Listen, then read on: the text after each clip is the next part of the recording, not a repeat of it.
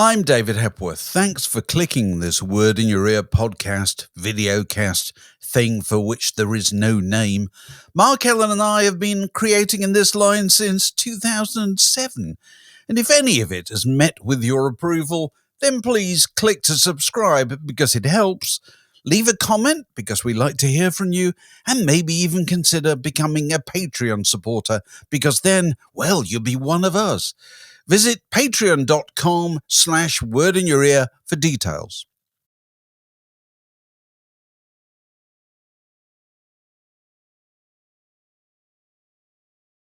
Right, welcome to this special Word in Your Ear, where we're talking about this extraordinary box set, The Making of 5 Leaves Left by Nick Drake, which I shall just attempt to lift from one side to the other. We're joined by the man who is probably in as good a position as anybody to explain it all, which is Callie Colomon. Hello, Callie. You all right? Hello. Now, Callie, tell us what you do with regard to the Nick Drake estate. Well, I manage Nick Drake as if he's a living musician. I left Island Records in 2000 to go back to managing artists, but I was really interested in managing someone who was no longer alive. But there's very little difference, except Nick gets me to do all the work. It's kind of interesting because you're not the only person doing this, are you? In those days, it was quite early. Nowadays, I wonder, who is still alive? I can't keep track of my favourite artists, whether they're still living or not. But in 2000, I think most of the people I really liked were still alive. So it was quite new for me to see what happens if you start to manage an estate as a property, as if the thing is still living. Right. So it's you and you're working for Gabriel Drake, is that right? Yes, I met Gabriel at Island when we started to work on Nick's catalogue in the mid-90s. And Gabriel was very busy on stage at the time, so I had limited access to her, but it was always great.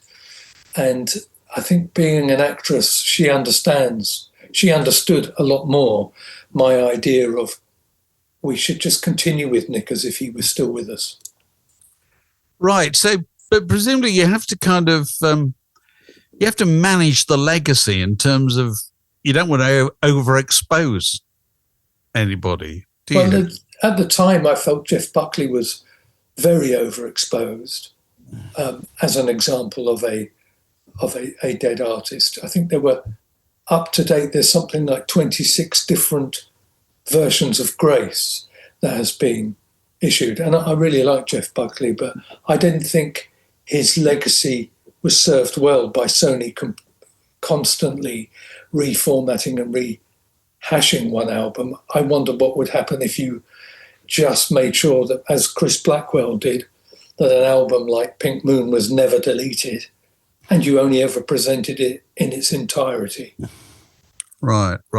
So what's the story that led you to the making of 5 Leaves Left? Well, it didn't start with me. In all the time I tried to find out what Island, and in those days it was Polygram, had on Nick as far as tapes were concerned, their tape library was chaotic. And it was very difficult to go through these printouts to work out, well, what is on this tape? But when Universal took over and really got their tape library sorted out, Johnny Chandler at Universal, unknown to me, hired Neil Storey, who's an old friend, and someone who worked at Island for a long time, to go into the library and spend a long time pulling out every single tape that referred to Nick Drake and listen to it and then write down what was on that tape, what it consisted of, which is, enormously expensive with no end in sight, because Johnny was hoping that when he presented the findings to me, I would say, come on, let's put this all out. When he did present it to me, I was interested in it archaeologically, but not as a release. I just didn't feel there was enough there to tell the story at the time. And this is partly why this set has taken 9 years to put together, because over that period, other things started to appear. And I have put out a compilation of Nick's pre-Island recordings called Family Tree, which I wholly based around the Everly Brothers' Roots album, which I love, which really told me a bit of a story about how the Everly Brothers went from being children musicians through to where they were when the album arrived. And it sounded to me like a radio show. So I put Family Tree together, hopefully like a radio show. And so this is really the second chapter in that, because I felt that with the new tapes that we bought in, the Beverly Martin tape, the Paul de Rivas tape, we had far more of a story that we could tell. So tell us about those tapes. Beverly Martin, first of all, that former wife of John Martin and so forth, involved with a lot of these artists, which season back in the late 60s, early 70s. How did she come to have a tape? We're not exactly sure how the tape ended up with Beverly, but we do know that after Nick's first day in the studio, when he just put down his initial songs, a tape went through somebody to John Martin as a kind of way of saying, listen to this. And Nick became very friendly, more with Beverly than with John, although John and Nick played quite often together. They were chums as much as anyone could be a chum with John Martin. But Beverly kept the tape. So through the rather chaotic and disturbing relationship that they had and the times that passed, Beverly just treasured and harboured the tape. And many years ago, Beverly's daughter Vari came to me with this tape because I think Vari realised it was a valuable document, and she played me the tape and I just thought it was tremendous. And so I was quite keen for it to remain carefully stored. But Vari got sort of elbowed aside by what was then Beverly's manager, who really thought this is worth hundreds of thousands of pounds. So that really kicked the tape back into the cupboard for quite a few years, because it isn't worth that. And really, if lawyers got involved, they would quite rightfully attest that the tape belongs to Island Records, because it was Island who Nick was contracted to, and it was recorded within the contractual period. And I liked Vari very much. I didn't want to get into an argument about that. I just had this confidence that everybody's aware of this tape and aware of its value. If it does get sold for hundreds of thousands of pounds, I would probably try and find out who it is that's bought it and say, look, could we license the material from it? I like the fact nowadays that music has become quite precious. And when people think they've got something that's of value, it gets quite closely guarded. Yeah. And the other tape? The other tape I found out quite by chance, because a chap mentioned to me Paul de Rivas' name. This chap had been putting on a presentation about Nick Drake, and he had been approached by someone called Paul de Rivas, and who said, I've got a tape of Nick. Well, I mean, this happens a few times a year. Someone will write to me saying, I've got this unreleased Nick Drake material. Most of the time we know what it is. It's probably a bootleg that's been out and been in general circulation. Sometimes it's completely phony. It's someone aping Nick Drake. They always want money. They always, all of them say, look, I've got a big tax bill to pay and I really want to sell this. And we had a live Nick Drake tape, which had an audience dubbed over the top of it. it was a bootleg recording. And I think I identified the audience as being from a Faces live album. And, I didn't want to explain that Nick had never actually played a large venue like the Kilburn State, whatever. No. But Paul had such a significant name, De Rivas, and I caught wind of the fact that he had something to do with polo. So I assigned Johnny Chandler at Universal, who's been a fantastic champion of this project from beginning to end. I said, do you think that this is worth hunting down? And he's friendly with Kenny Jones. So this is polo on horseback. This is not the Mint. Yes. I didn't know how many Who and Faces fans would be disappointed to find that the drummer plays polo, but I wasn't too worried about that. Kenny instantly knew who we were talking about and put Johnny Chandler in contact with Paul De Rivas, who's turned out to be a fantastic, honourable gent about it all. And again, had kept a tape knowing that there was something really special. Even when it was recorded in 1968, he knew that this was precious stuff. So he was at Cambridge with Nick. Yes. And he had a tape recorder, which was not many people had tape recorders in those days. Rodney Drake had a tape recorder. Robert Kirby had a massive tape recorder, stereo. Paul De Rivas had a Grundig, which is vaguely portable. I mean, it's got a handle on it, but they used to weigh a ton. And there were these things called tape recorder societies at the time. So there were people who were enthusiasts of recording, and you needed a bit of money to have such a thing. And this is pre-cassette. I mean, cassette was just on the horizon at the time. Philips made a cassette recorder, which was extremely high quality. But the Grundig was the standard, that had the little magic eye, the green eye that for your recording level and everything. And so Paul went to Robert's room to tape record Nick, because Nick was talking to Robert about all the orchestrations that he wanted on the songs. So this is, I think it's January 1968, is that right? That's right, I think. Yeah. They get together, just the three of them in that room. And that's before he's signed to a record company or anything like that. Yeah, he was preparing the songs for a live concert at Cambridge.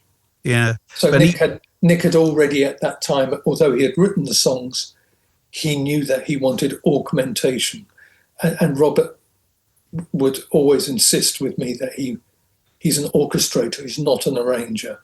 So he didn't go in and say, Nick, that verse is coming too early. Can you change this? Can we change that?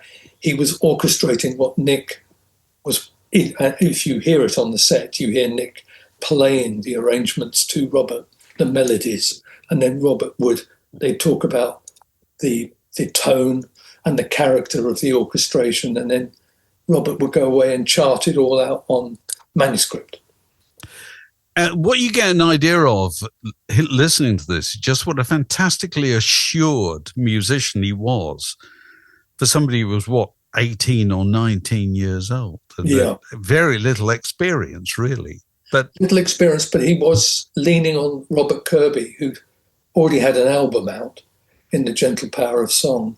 So the relationship was, I think, Nick looking up to Robert and relying on Robert's experience. Right. But people have often had this image that Nick Drake, meets Joe Boyd, they go into Sound Techniques, they just start the tape, and that's the first album. But it wasn't like that really at all, was it? It's quite a slow process. It was. I mean, Joe is an incredibly patient person anyway. I think Joe was unlikely to just say, we've got 2 days booked, come in, let's record your songs as best we can, and we'll stick it out and see what happens. I think Joe wasn't that interested in singer-songwriters at the time anyway. And Joe's musical palette was already incredibly broad, coming from America, coming from a label like Elektra. It wasn't like maybe Sandy Roberton or Transatlantic and B&C Records, where you did just put someone in the studio and, what have you got? Martin Carthy's early albums are very much like that. I think Joe had ideas way above his station, Yes. which I couldn't think of a higher compliment for a producer to have. Yeah, yeah. So they tried loads of things, didn't they? They tried different musicians, some of whom you don't even know who they were. Is that right? You don't. No, most of it was done at Sound Techniques, but there is a lovely reel from Morgan Studios. Nobody knew why they went to Morgan, and nobody knew why half of Traffic were there. But there is definitely Chris on sax on the track, and we think probably Rocky Zizornu on congas on that version of 3 Hours. But I think a lot of that happened at Island. If you look at the Island albums, the cross-pollination is fantastic, and to see a sampler where all the artists get together very early in the morning in Hyde Park and have their photos taken. Yeah. You could do that now with Domino. You could do that with the modern versions of Island Records, of which there are gratifyingly many. But I couldn't imagine a company like Universal doing it now. It must be a great challenge, though, when you're going to these people, the people who are still with us, and asking them to tell you what happened, however many years ago, 50 years ago. Do people have reliable memories when it comes to that kind of thing? I have no idea. I know the artists I saw at the Roundhouse on Sunday afternoons, and if somebody said, "Can you tell me what songs I would have no idea what songs they played." And I didn't take drugs. It's not like there was anything getting in the way except just memory fails. And there are people who've recounted to me entire set lists of Nick Drake when he played at some working men's club. And I think, well, you've either got a very good memory or a very good fantasy. Yeah, sure. How reliable is the kind of... I want you to go back to the initial point. I think you talk about Neil Story going into Universal's tape library. What is it? Give us a picture of the tape library. Is this in some massive kind of underground store or what? Because it's bulky stuff, tape, isn't it? It is bulky stuff, and all you need is humidity controlled, temperature controlled rooms like a library. If anyone has the honour of going through the British Library, which goes down, I think, 6 floors underground, very much like that. Everything is quite carefully controlled. Lighting is controlled. There's all the necessary fire precautions because Universal lost a lot of tapes in California in a fire. And when I worked for what was then Phonogram, which was owned by Philips, I remember finding Dusty Springfield and Scott Walker master tapes floating down the corridor because it was in Chadwell Heath and the Thames flooded and the whole place would flood. And this gave them the necessary excuse they needed to get a big skip out and chuck out all these tapes that were ruined in water because, in those days, once a record was released, it had done its job. Yeah. And if they had it as a record, that is an LP record, that's all they needed. There wasn't this idea with some record companies, EMI being the great exception with their Hayes, Middlesex headquarters. There was almost contempt for the old music. And one of the exceptions was Island Records, because when Island was independent, it had its own tape storage, it had its own archive, and all the artwork, all the posters, everything was stored in one place. But when you find the old tape, there are dangers about playing old tapes, aren't there? There is a delamination that happens between the oxide, the iron that's recording the music, and the plastic backing. But it's quite easy to, you bake the tapes in an oven. But then when you run the tape, it's probably the last time that tape will ever run. And you just pray to God that the tape doesn't break or whatever when it's... Yeah, you can repair stuff. Right. The technology is fantastic at doing that. But Yeah, I mean, you're right. These things, like 78 RPM records, they're evaporating from the moment they're made. Yeah, yeah, yeah. So I think what I heard, was it Paul who had the tape, who'd been at Cambridge Yeah. with Nick Drake, when because he was overseas, wasn't he? He spent most of his working life overseas. Yes. But I always thought, I've got this tape, either at his house or his mother's or something. Yes, that's right. Yes. And when he finally got there, sure enough, it's there. But then he had to get it copied in some way without telling people who it was by. Yeah, he's diligent. Yeah. Yeah, yeah.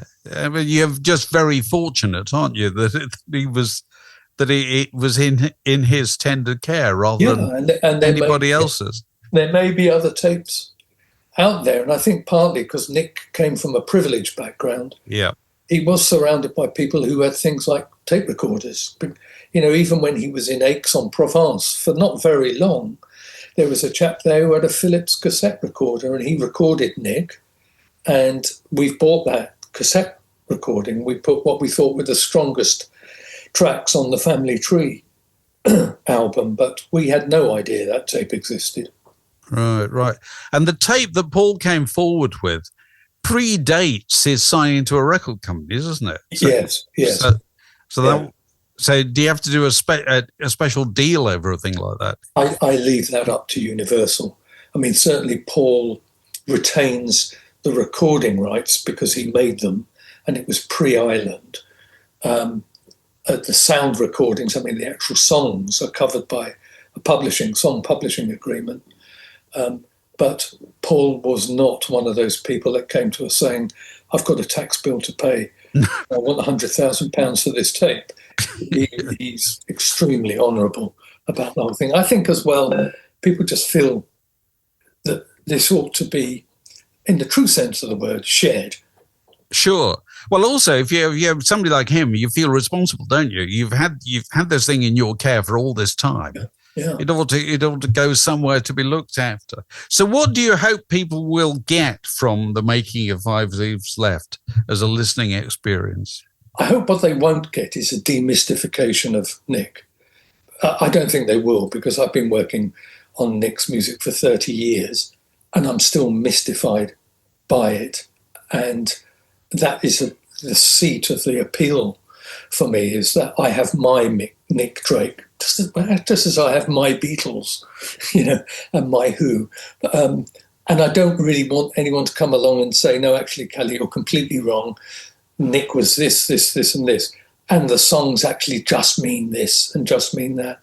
So I hope that people can understand can get a little closer to how such an incongruous album could be made in the days of folk rock, psychedelia, encroaching heavy rock.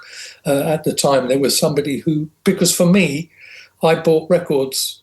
I've got that very small Island book of records, which was free in a record shop.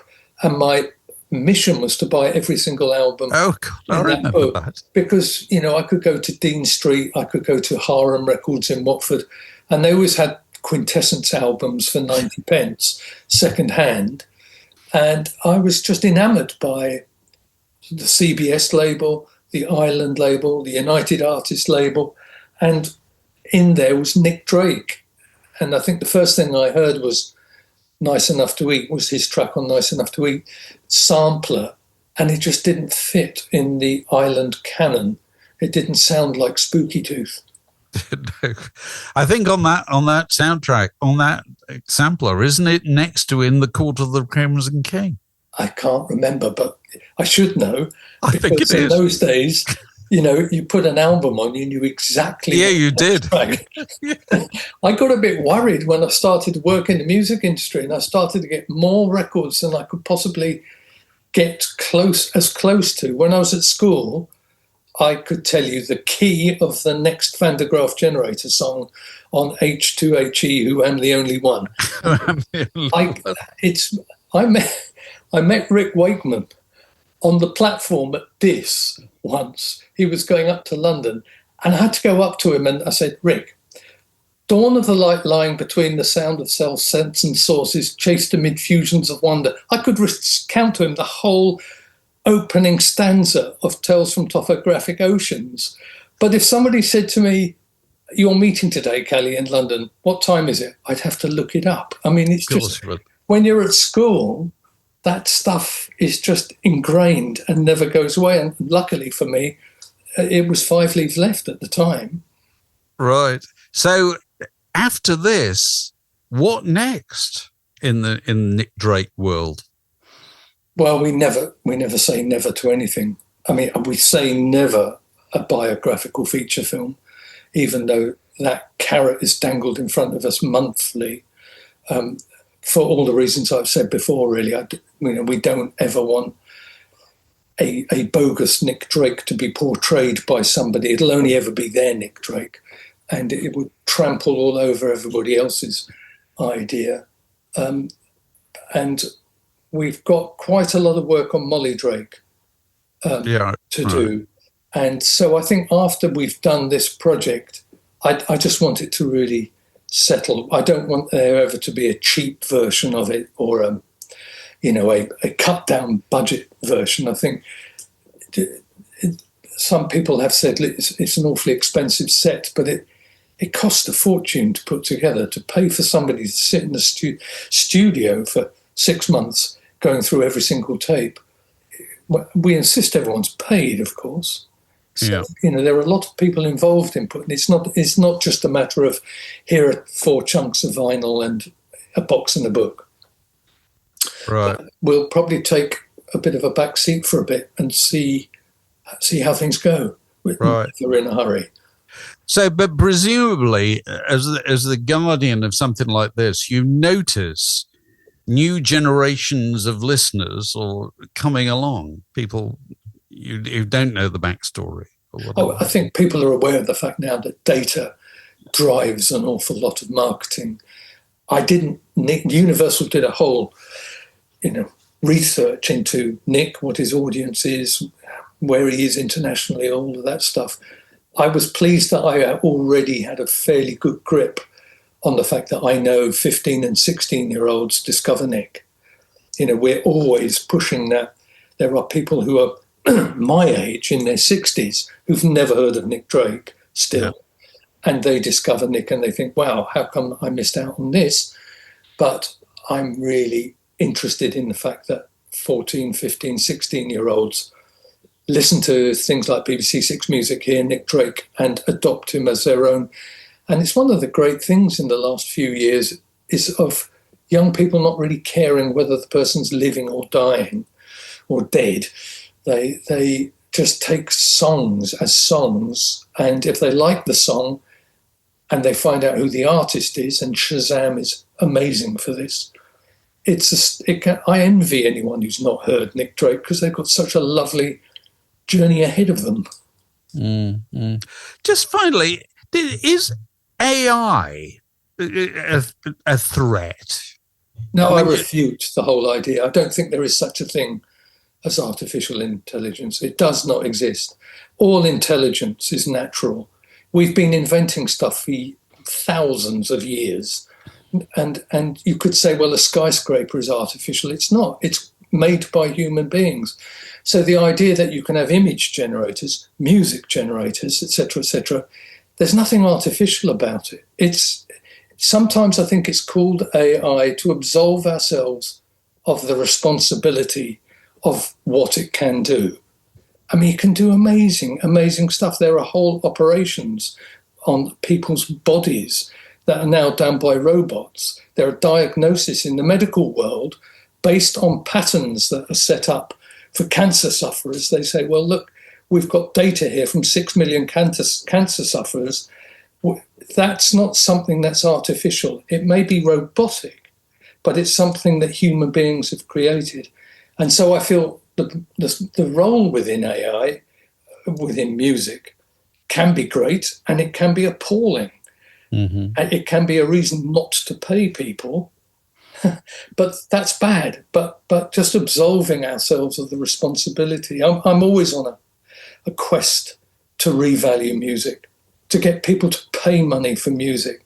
for artists to be paid, for photographers to be paid and credited. And it just grieves me that people still feel, oh, well, we'll print this picture of Dave Ackles and we got it off the internet somewhere, that there wasn't an artist involved in putting it together.